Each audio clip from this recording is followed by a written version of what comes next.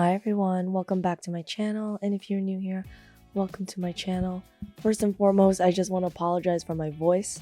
I lost it somehow, and I think it's because I got sick, so please bear with me. I'm sorry if it's a little irritating, but I wanted to get a video up this week, so please be patient. But thank you guys, welcome back. I am going to be doing an anime set again. This time it is a volume anime set in cat eye. And honestly, I really liked how this turned out. My client was more than happy. She is going away on vacation, wanted something a little bit extra, but also really like up to trend, I guess. And so she DM'd me asking me if I knew how to do the anime set, and although I only did it 2 times before, this is my 3rd attempt and definitely my favorite.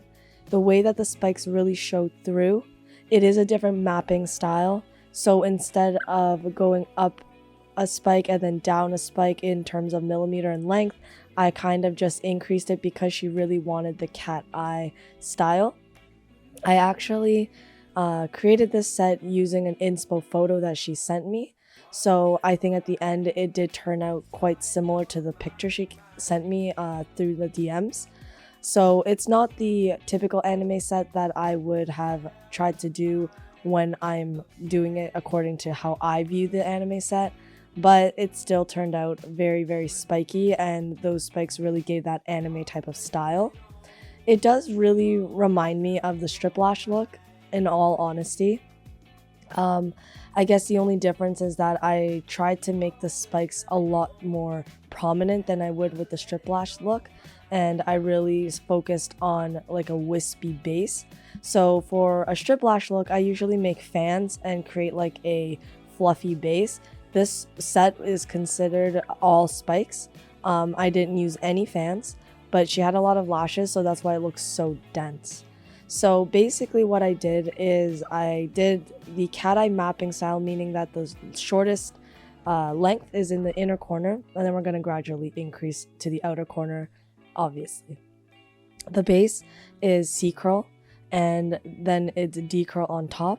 At the outer corners, to give that cat eye effect, I did a CC curl for the base, and then I went double D for the outer corner to just really kind of lift up that cat eye style and really get that curl at the end of the eye. It turned out really great. I love how spiky it looked, and it really gave that kind of anime theatrical look, really opened up her eyes while giving a nice sultry glam look. And so basically what I did was for my base, it's 9 to 14. She said that she wanted it to be very dramatic, so because of that I didn't want to go too long because she does have shorter lashes. So 17 is quite long, but I still think that her lashes were able to hold it. So from 9 to 14 is the base in C to CC, and then the spikes are 12 to 17 in D and double D. And as you can see on the side of the screen here, I have the set, the style, the spikes, the base, the curl, like I always do. You will notice that I put 0.03 for the spikes. That means for the spikes that are on the top layer that give this anime set.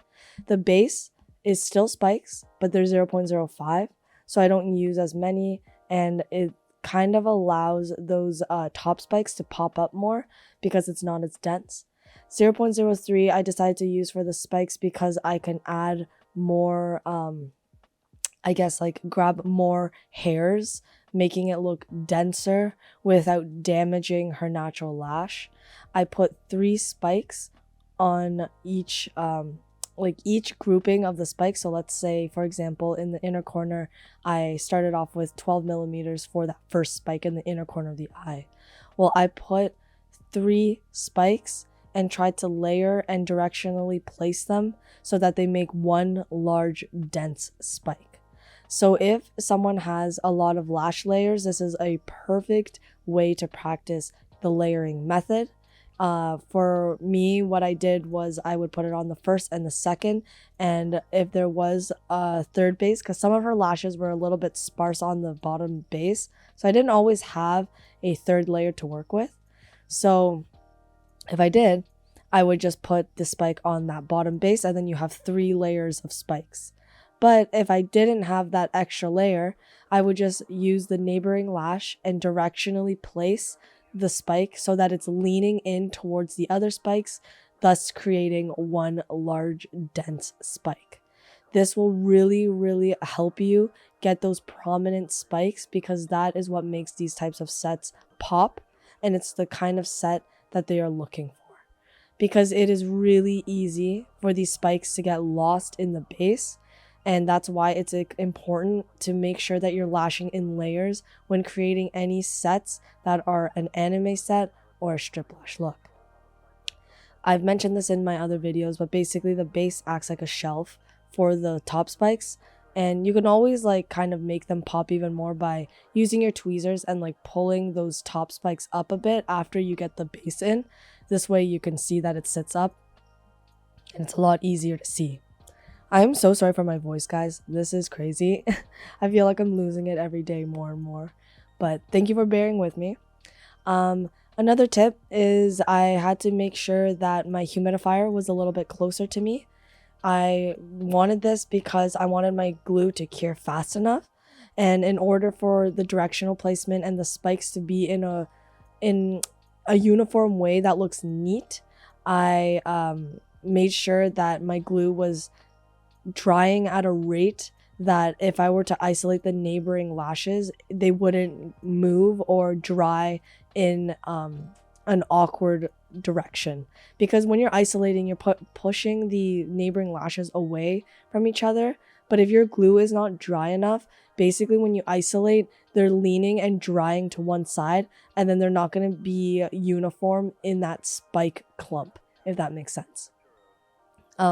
Something else that I did to make these spikes look sharper that you might have seen just a few minutes ago is I get the bonder, and I use bonder to really make those spikes stick together. This will help with the spike that is not in the bottom layer. So like I said before, if you need to use directional placement and put the spike next to the one lash, using bonder will kind of help them stick together so that they're not going to be all messy and all over the place. And it will create a more of a clean top lash line, and that's what I'm usually looking for, especially for a set like this. Now, if you guys want to add more density, feel free to add some, I guess, fans on the base. But typically, when I think of the anime set, they're not usually too fluffy. It seems more wispy.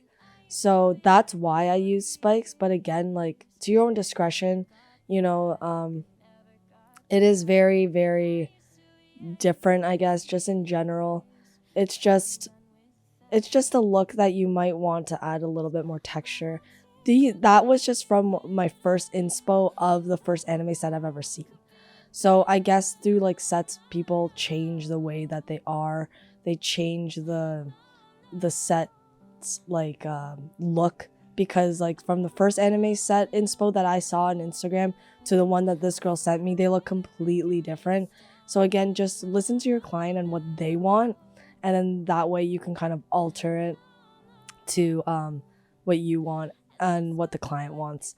And you could also work with your clients and like ask them like, well, this is like what you sent me, but this is what an anime set should look like. Because I do think that there is an original anime set that most people think of when we talk about the anime set, which is very similar to the first set that I did of this look. So if you go back to my other videos, you can see that that's the kind of jagged spikes, like the spikes changing lengths from long to short to long to short in a doll eye form was how I saw it.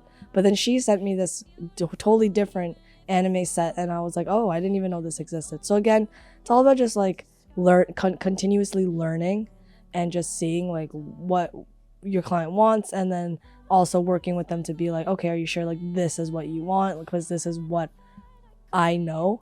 And through that you can just kind of like alter your looks. But usually just with a little bit of communication, like I always say, that's all that really matters. I think another thing that I would really try to hone down is when you are working and if your glue is drying too fast, make sure it's not doing that either, because I've had times where I would put on the spikes, they're all perfectly laid out, mapped out nicely, and then I brush through them and they all pop off, which is very annoying and can really mess up your set, because then you're like, oh shoot, where was that spike supposed to go? So you want to make sure that it's neat. You can also do this by, obviously you can see on the under iPad, I actually mapped it out this time. The only time I ever map out my sets is when I'm using spikes like this, because through isolating and moving the lashes around, they do my mapping for me, like I get kind of confused and lost as to where the spikes and the lengths are all supposed to go.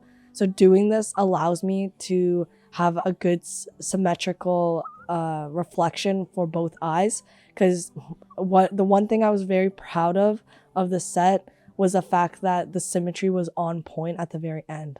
So this will help you a lot if you can map it out. I don't map out the base because in my head I already know what length is going to be underneath those spikes, but the spikes are always mapped out.